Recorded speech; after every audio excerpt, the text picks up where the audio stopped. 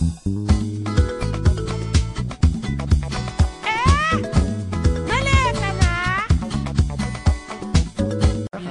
des sessions de recyclage de nos médecins congolais ici dans votre hôpital, quelle évaluation faites-vous de cette expérience?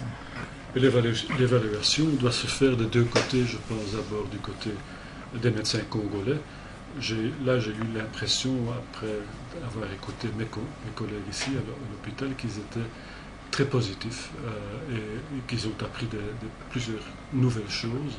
Et naturellement, ce qui est important maintenant, quand ils vont appliquer ces nouvelles connaissances en Afrique, au Congo, ils doivent aussi avoir la possibilité d'utiliser les nouvelles techniques ou les instruments qu'ils ont vus ici et qui ne sont peut-être pas présents au Kinshasa. Donc là, je pense que c'est peut-être important de voir ce qu'on pourrait faire pour améliorer l'instrumentation à l'hôpital à Kinshasa. Il y a une autre évaluation que j'ai quand même dû faire. Notre hôpital n'est pas tellement habitué à recevoir un nombre de médecins pour une formation de ce type. Naturellement, c'est un hôpital universitaire, on a des cours et des formations très spécifiques, très évoluées, même par exemple en fertilité ou en cardiologie, mais cette formation voulue maintenant est nécessaire pour les médecins congolais est quelque chose de nouveau pour nous aussi. Donc on va devoir structurer ces formations-là. Et pour moi, l'évaluation pour notre hôpital, c'est de faire surtout une structure autour de ce type de formation, tant qu'on peut améliorer en fait la venue de nouveaux médecins dans l'avenir. Professeur, en votre qualité de président, il vous revient du droit, certainement, la promotion internationale. Qu'est-ce que nous pouvons, nous Africains, pourrons attendre de futures réformes et actions de votre hôpital? Justement, il est vrai que les hôpitaux, un peu partout dans le monde, sont en train de se réorganiser. Les coûts de la santé sont énormes et continuent à croître. Et donc on va devoir faire des choix. On va prendre des options dans quelle direction on veut diriger l'hôpital. Et comme c'est un hôpital universitaire, il y aura toujours une partie formation et recherche. Alors la formation, réellement, comme je disais déjà, il y a des formations très spécialisées qui sont très souvent liées à une recherche clinique faite par la faculté et l'hôpital. Comme exemple, la fertilité est certainement valable, mais on va aussi devoir s'annoncer plus précisément dans des formations internationales. Et comme président et ancien recteur, est toujours responsable de mettre la faculté et l'hôpital beaucoup plus étroitement ensemble. Un des projets est certainement d'avoir une possibilité de formation internationale ouverte aussi bien au tiers-monde que des formations très spécialisées en recherche. Ça ensemble avec la faculté et l'hôpital. Donc c'est une formation un peu spécifique et il faut qu'on y travaille parce que ça n'existe pas vraiment en ce moment. Les médecins qui s'en occupent en ce moment sont très volontaires, veulent vraiment donner de leur mieux, mais il n'y a pas de structure suffisante derrière. Et je pense que c'est quelque chose qu'on devrait pouvoir organiser dans les mois qui viennent. En fait. Je ne parle pas d'années même, je parle de mois.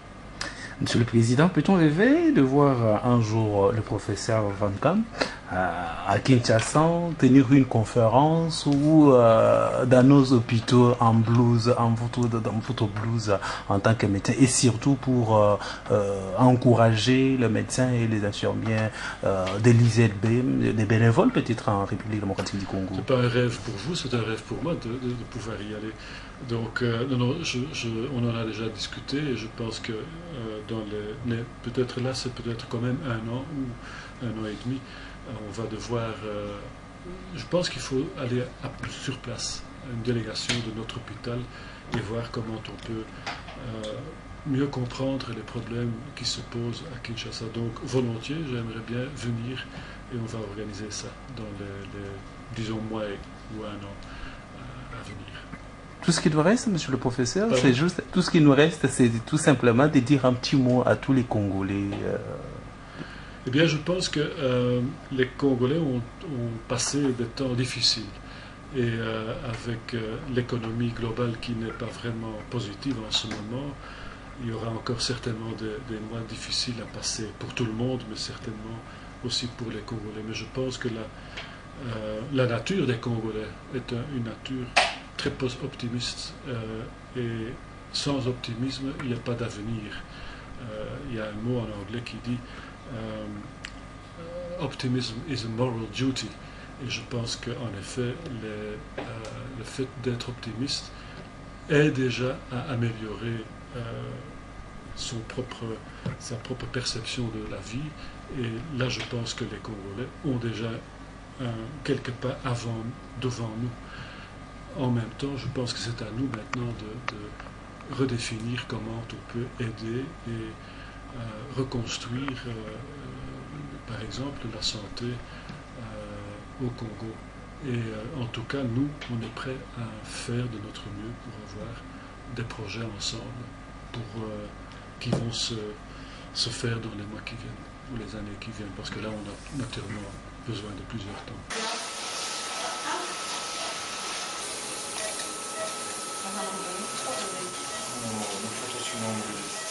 Non, pas de moi.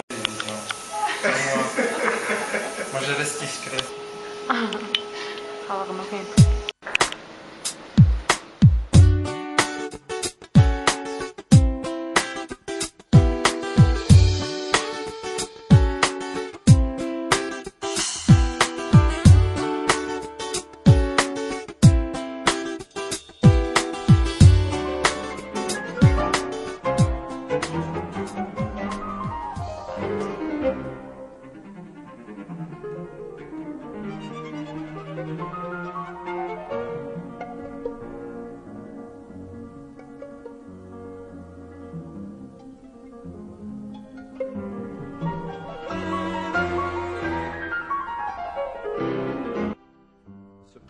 Qui nous a plu beaucoup.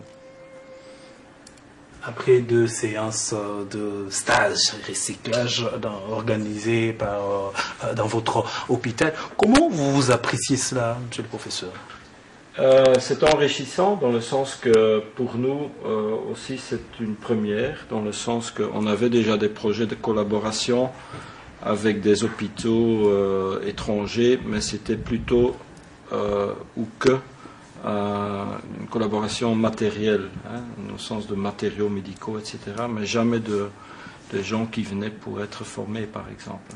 Donc ça, c'est enrichissant parce que on fait connaissance avec une société et une culture qu'on ne connaissait pas. Donc nous aussi, nous apprenons, et j'espère que les confrères congolais qui viennent apprennent aussi de nous. Donc c'est un peu un enrichissement bilatéral, ce qui me plaît beaucoup.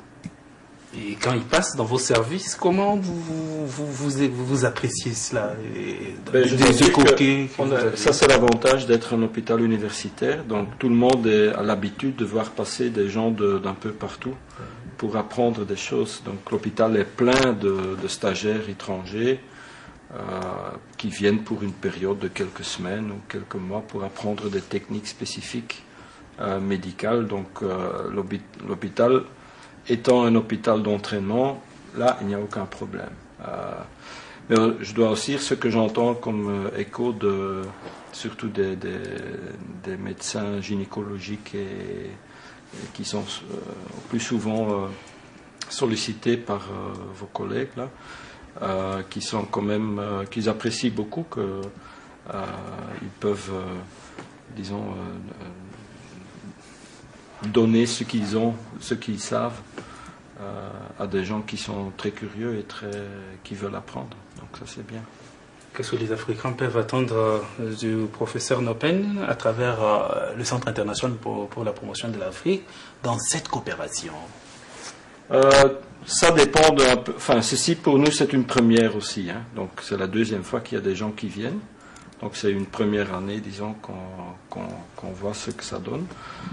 Et je crois que toute forme de convenant ou d'accord doit être, comme on dit en anglais, win-win. Hein. Donc les deux doivent en profiter, sinon s'il y a un déséquilibre, ça ne va pas durer. Donc je crois qu'on va faire un bilan d'ici, peut-être encore un stage pour voir, faire un bilan aussi interne ici pour voir, bon, est-ce que tout le monde est content, est-ce qu'il y a un bénéfice pour nous, est-ce qu'il y a un bénéfice pour les confrères congolais qui sont passés, et puis on verra si on peut formaliser, continuer éventuellement, ou même élargir, pourquoi pas. Évidemment, si on va penser à une collaboration, disons, plus vaste et plus grande, là, on ne peut pas faire ça tout seul, puisqu'on est un hôpital, on n'est pas le ministère de collaboration, hein, donc on n'a pas le budget, donc là, il faut avoir un accord politique, belge et aussi congolais, j'imagine, pour pouvoir continuer et même élargir cela. Donc on peut, dans notre échelle, faire ce qu'on peut, mais si on veut développer ça, il faut avoir un support politique. Peut-on rêver un jour de voir le professeur Nopen et son équipe au chevet de nos malades, et pourquoi pas avec son équipe en République démocratique du Congo? Bah oui, je crois qu'il faut évidemment organiser cela, hein, mais je crois qu'il y a un intérêt chez des professeurs d'ici, et aussi surtout peut-être les jeunes médecins en formation. Ce serait peut-être pas mal de visiter les fonctions hospitalières et la médecine au Congo, parce qu'ici, moi aussi d'ailleurs, je la connais pas. On a eu des diapos, enfin des diapos et des films de la situation des hôpitaux et des patients, etc. Chez vous, mais ce serait peut-être bien qu'on se visite, on se entre-visite, si vous voulez, pour avoir une idée. Donc je crois qu'on peut arranger ça, oui. C'est parce que vous avez vu le film qu'on a un peu réalisé juste pour montrer la situation de nos hôpitaux, de malades aussi. Quel message pouvez-vous, juste un mot à tous les Congolais en prison? Je ne suis pas la Messie, hein, donc j'ai pas de message. Ça c'est une bonne question. Pour résumer, en un mot, en deux mots, la collaboration. Je crois que ce qui m'a frappé, c'est aussi avec les entretiens qu'on a eus ensemble, que même en sachant que la situation infrastructurelle et financière du Congo n'est pas bien, moi ce que j'aperçois, c'est un optimisme et comment dire, une appréciation de la vie, quoi.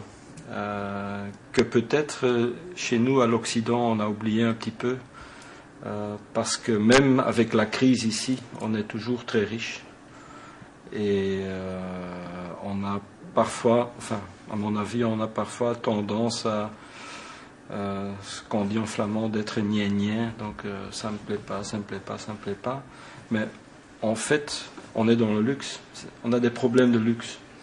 Et ça, c'est quand même quelque chose qui m'a frappé. L'optimisme. Tout ce qu'il nous reste à vous dire, monsieur le professeur, c'est merci. Avec plaisir.